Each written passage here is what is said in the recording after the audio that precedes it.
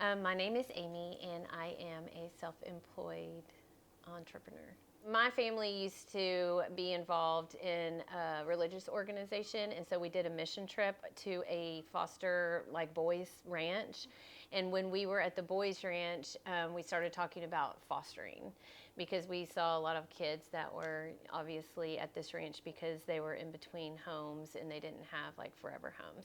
So after that trip, I decided to volunteer for CASA, which is basically you go into the legal system and you kind of are a voice for the kids that are in the foster care system.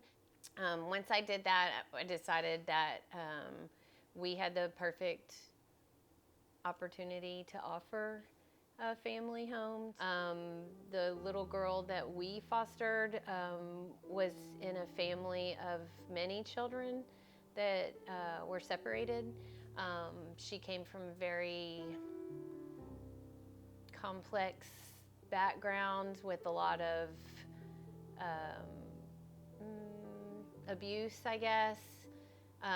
Not only mentally, but she was just in a situation that isn't even good for adults. She was very verbal and she had a temper.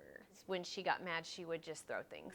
She was with us for, I want to say almost a year, maybe a couple of years. So she went with grandmother and grandfather. It was very hard. You know, nothing prepares you for someone that's been in your life as a family member, and it's just kind of like you feel like it's being ripped off. You know it's for the best interest of the child. So we actually have been really fortunate to continue to be able to speak with her. When we first got her, I owned an art studio.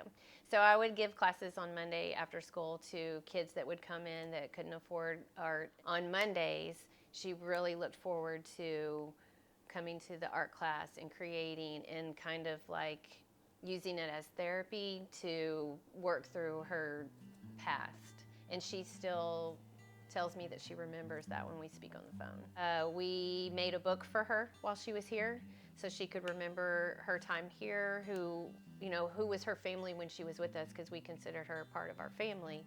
And then they just kind of kept in touch and would call or write letters. So now I talked with her about, I guess it was a couple of months ago. Her grandmother would just call me and send me pictures out of the blue. If you're on the fence about fostering, you're going to have a paper pile that's like this big. I mean, there is a lot of paperwork, but if everyone can just focus in on at the bottom of that paperwork, there's a face that needs you. It's just that every child needs a chance at a placement with a family that is not into drugs or abuse or